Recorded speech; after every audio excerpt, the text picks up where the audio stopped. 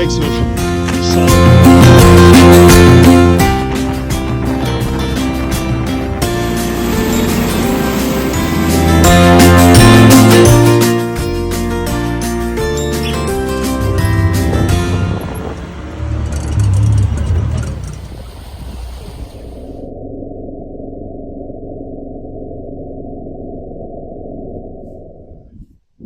Hey, good morning out there, Frostland viewers.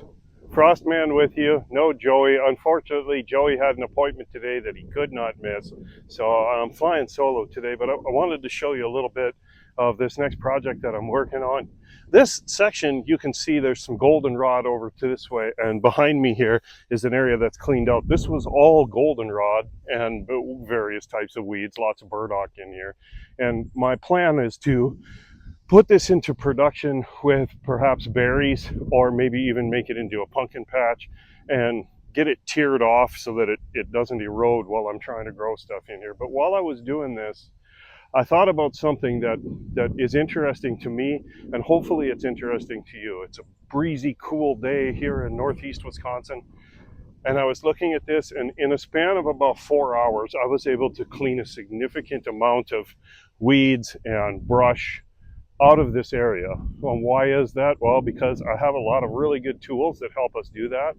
The weed eater is a great tool, and I have my tractor to push stuff up.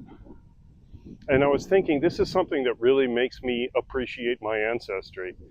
My grandfather and my great uncles, they did all this stuff by hand. When they needed to make a field, they cut it by hand. My father and my uncles, to a certain extent, it was the same thing. It wasn't until they were in their mid-teens that things became, tools that were better became available to them. Things like the revolutionary chainsaw. The invention of the chainsaw was revolutionary. And by the time they got it to the point where everybody could afford one, everybody wanted one. The same thing with the tractor. The invention of the tractor was revolutionary. Gear-driven machines that could pull more, do more, push more, all of those things, they were revolutionary.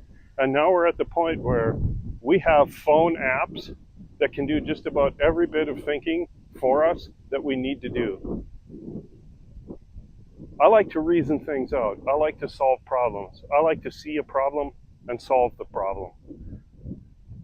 And I think that if I use my phone too much, I'm going to lose those.